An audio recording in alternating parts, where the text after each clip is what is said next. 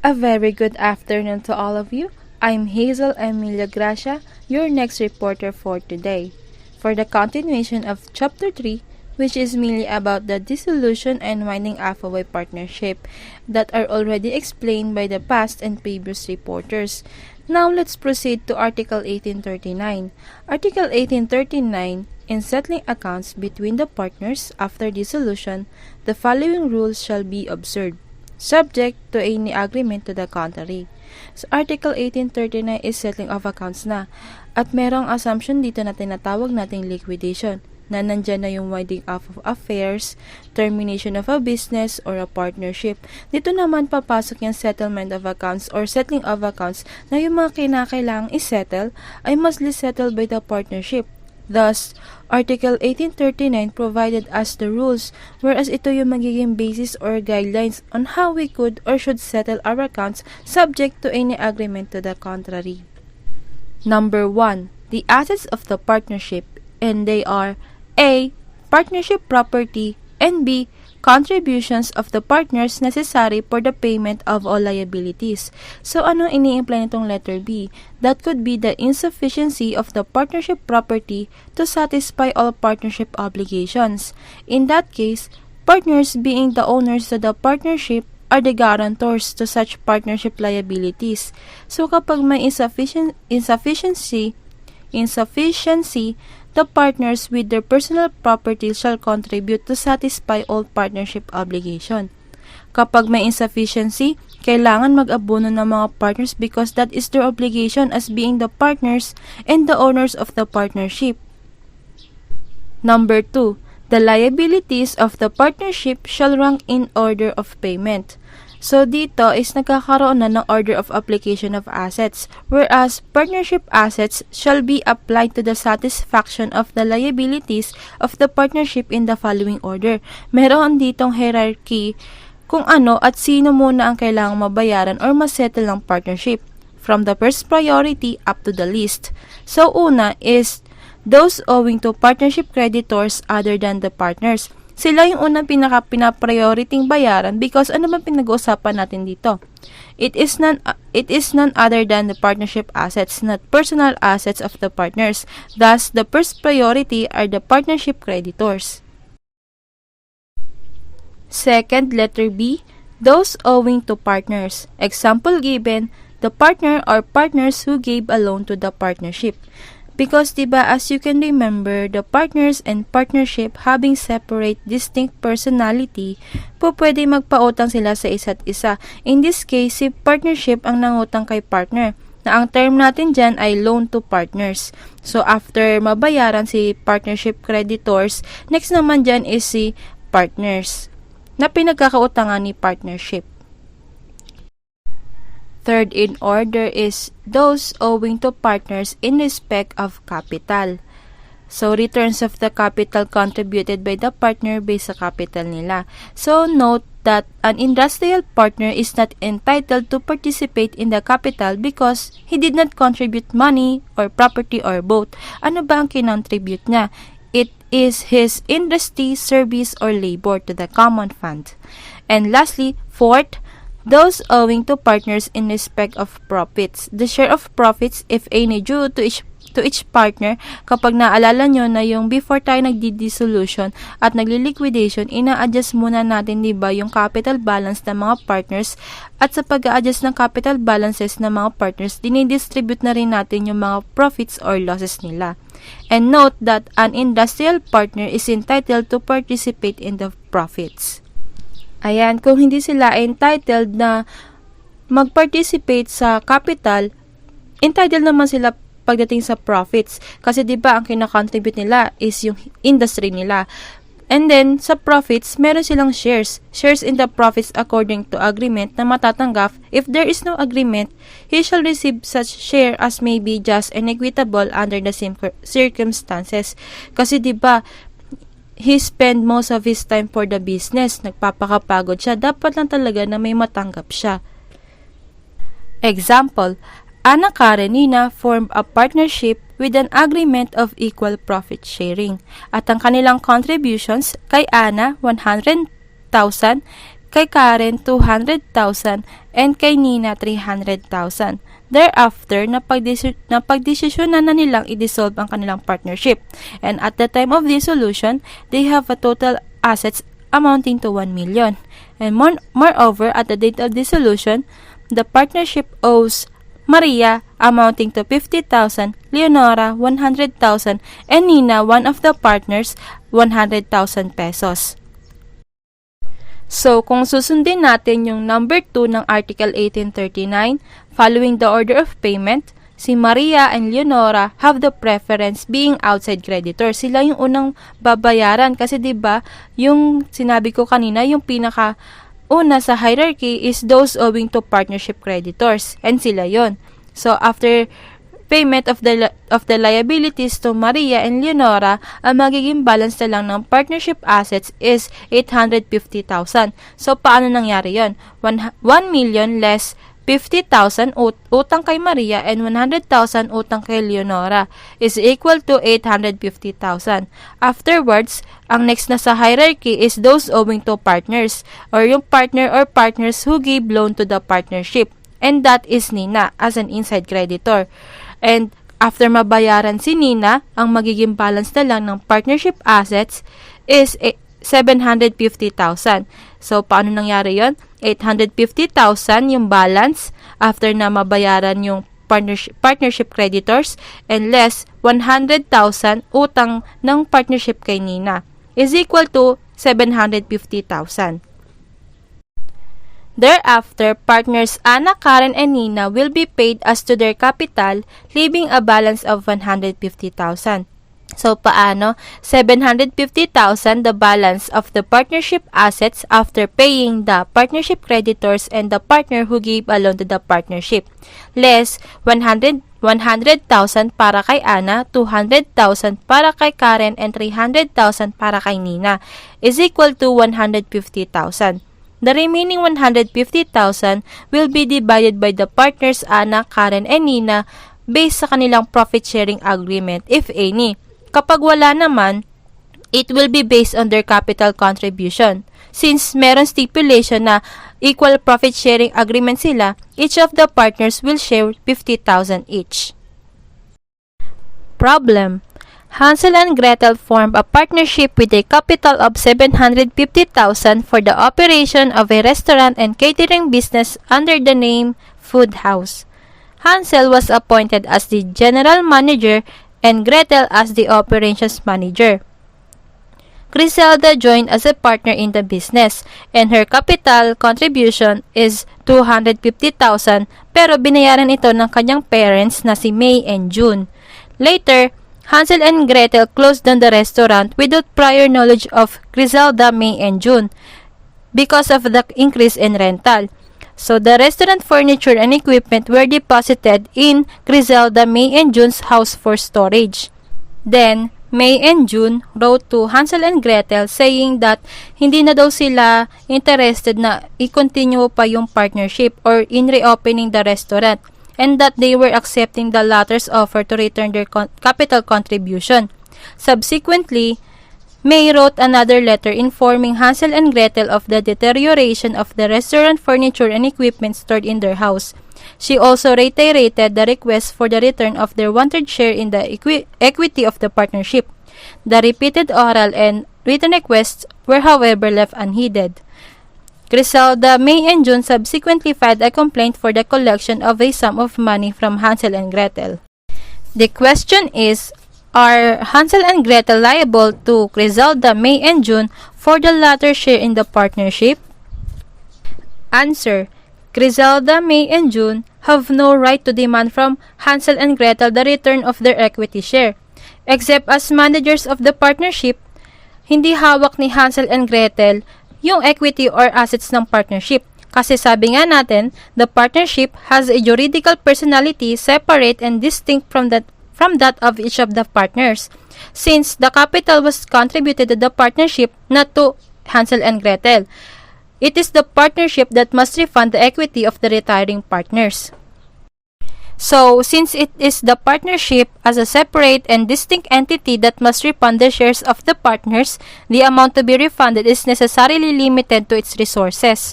In other words, it can only pay out what it has in its coffers, which consists of all its assets. However, diba, meron tayong sinusunod na hierarchy in settling the accounts of the partnership liabilities. So, yung una doon, yung pinakaunang binabayaran ay yung mga partnership creditors. After all the creditors have been paid, whatever is left of the partnership assets becomes available for the payment of the partner's shares. Evidently, in the present case, the exact amount of refund equivalent to Criselda, May, and June's 1/3 share in the partnership cannot be determined until all the partnership assets will have been liquidated. In other words, sold and converted to cash, and all partnership creditors, if any, paid. Number 3. The assets shall be applied in the order of their declaration in number 1 of this article to the satisfaction of the liabilities. And number 4, the partners shall contribute as provided by Article 1797 the amount necessary to satisfy the liabilities. Dito na papasok yung rights of a partner where assets is insufficient. So, nagre-require ng new contribution. If the partner's assets were exhausted, the partner shall contribute the amount necessary to satisfy the liabilities. So, bakit nagre-require ng new contribution? Ang case kasi dito ay insufficiency ng partnership assets to cover the partnership liabilities, meaning mas mataas na yung percentage ng utang kaya sa cash inflow or partnership assets na nagre-resulta sa hindi na kayang makover pa ng partnership assets yung partnership liabilities. And with that, the partners being the owners of the business, sila na yung magiging guarantors ng partnership liabilities. Sila na yung magko-cover or abono kung tawagin para masatisfy yung partnership liabilities.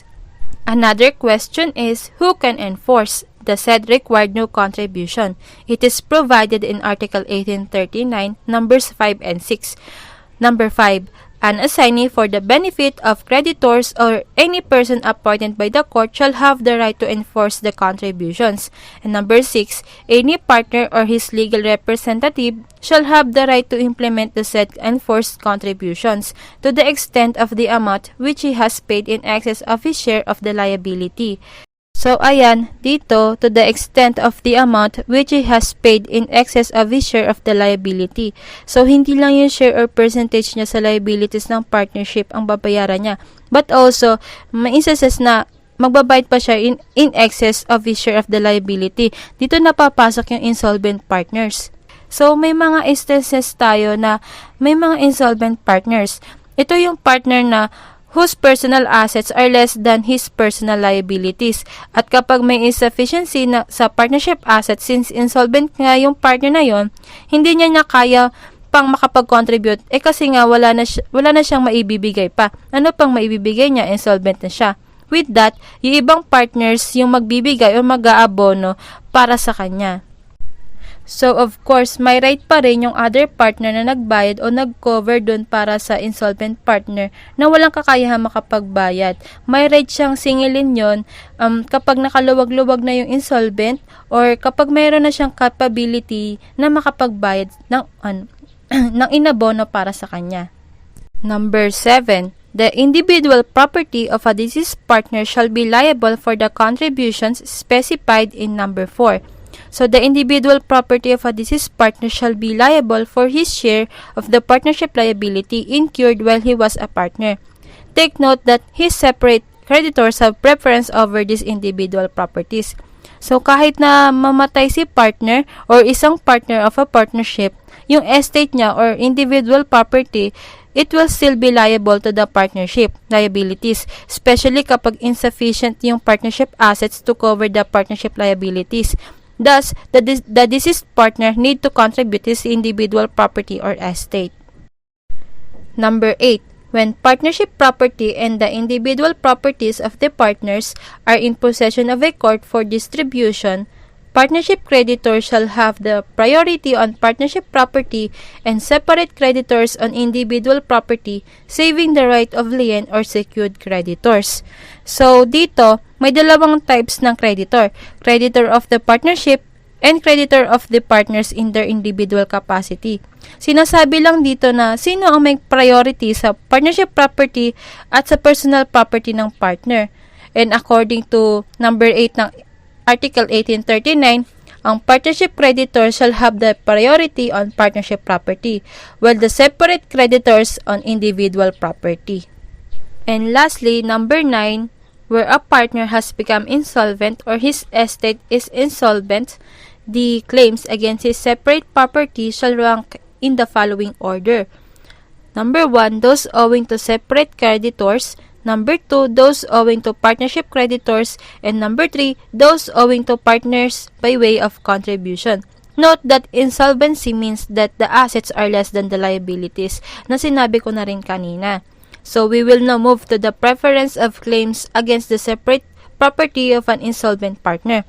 So sa pagdidistribute ng property niya, ang pinaka-first priority ay separate creditors. And then kapag nakapagbayad at may natira pa, second to the priority are the partnership creditors.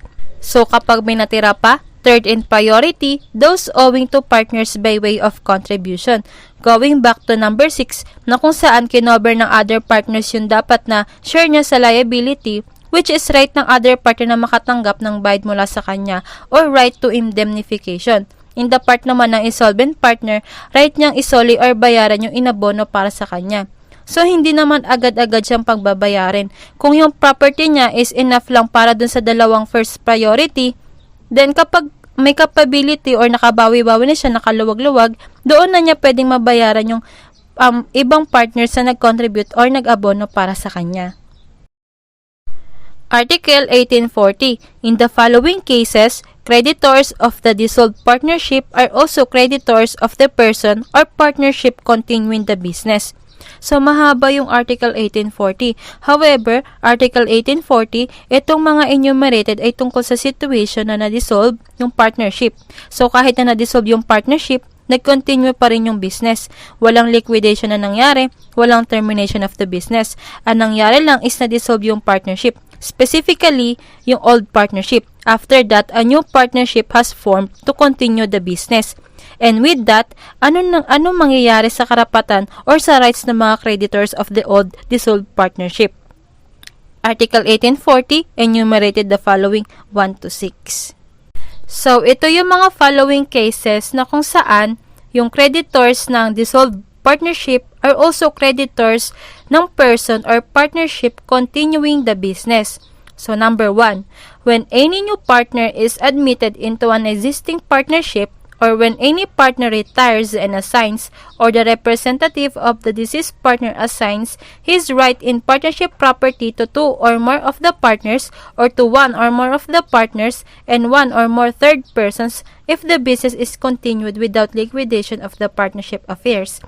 Number 2, when all but one partner retire and assign, or the representative of a deceased partner assigns their rights in the partnership property to the remaining partner who continues the business without liquidation of partnership affairs, either alone or with others.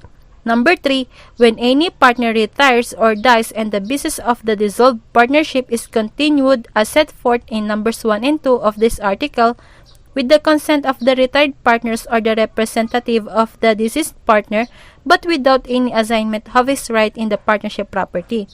Number 4, when all the partners or their representative assign their rights in the partnership property to 1 or more third persons who promise to pay the debts and who continue the business of the dissolved partnership.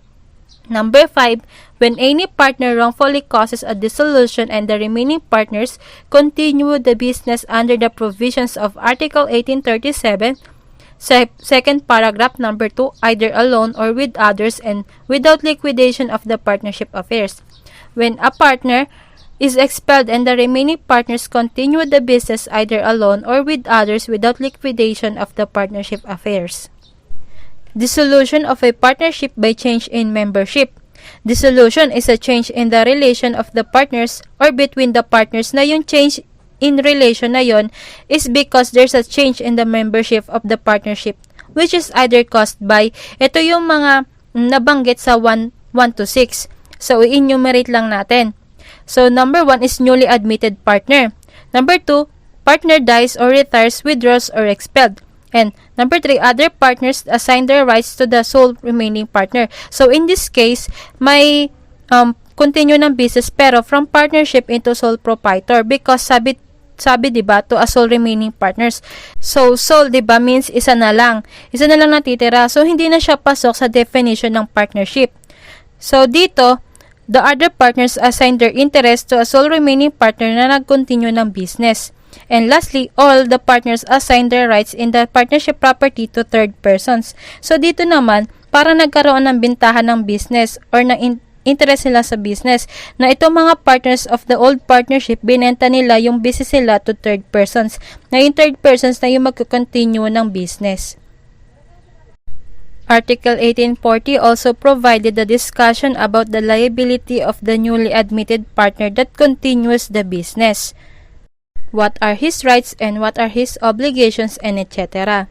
So, the first given, yung liability ng third person becoming the partner in the partnership continuing the business, pagdating sa creditors ng na-dissolve na partnership, ay i-cover o isa-satisfied lang out of the partnership property only, unless kung magkakaroon ng stipulation to the contrary.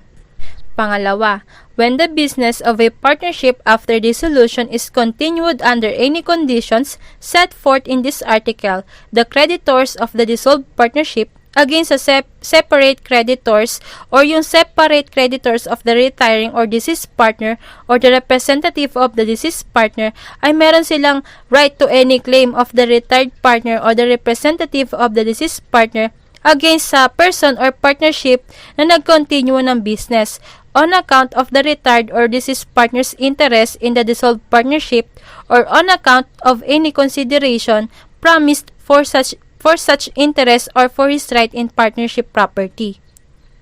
Rationale, the article primarily deals with the exemption from liability in cases of a dissolved partnership of the individual property of the deceased partner for debts contracted by the person or partnership which continues the business using the partnership name or the name of the deceased partner as part thereof. What the law contemplates therein is a holdover situation preparatory to formal reorganization. Secondly, Article 1840 treats more of a commercial partnership with a goodwill to protect rather than of a professional partnership with no saleable goodwill, but whose reputation depends on the personal qualifications of its individual members. Thus, it has been held that a saleable goodwill can exist only in a commercial partnership and cannot arise in a professional partnership consisting of lawyers.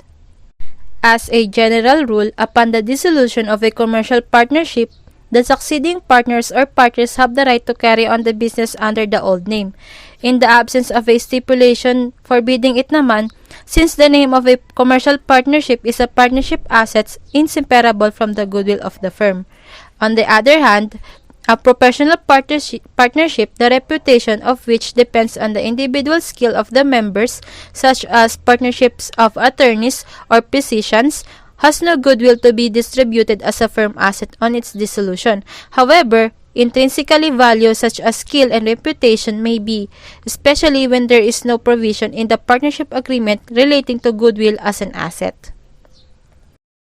Article 1841. When any partner retires or dies and the business is continued under any of the conditions set forth in the preceding article or Article 1837, second paragraph, number 2, without any settlement of accounts as between him or his estate and the person or partnership continuing the business, unless otherwise agreed, he or his legal representative as against such person or partnership may have the value of his interest at the date of dissolution ascertained, and shall receive as an ordinary creditor an amount equal to the value of his interest in the dissolved partnership with interest, or at his option or at the option of his legal representative in lieu of interest, the profits attributable to the use of his right in the property of the dissolved partnership, provided that the creditors of the dissolved partnership as against the separate creditors or the representative of the retired or deceased partner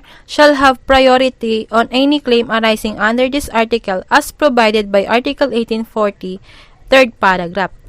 So, Article 1841, it talks about kapag nag-retire or namatay yung isang partner, ano yung karapatan ng partner or ng legal representative ng deceased partner kapag kinontinue yung business. Ibig sabihin, walang termination, walang liquidation.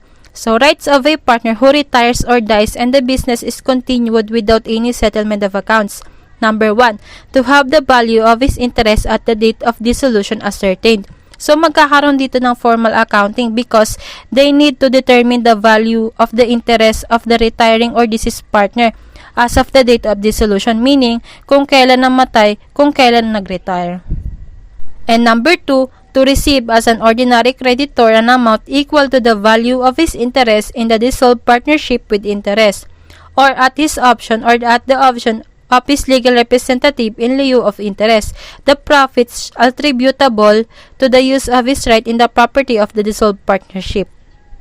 And that's all po. Thank you for listening. Ciao!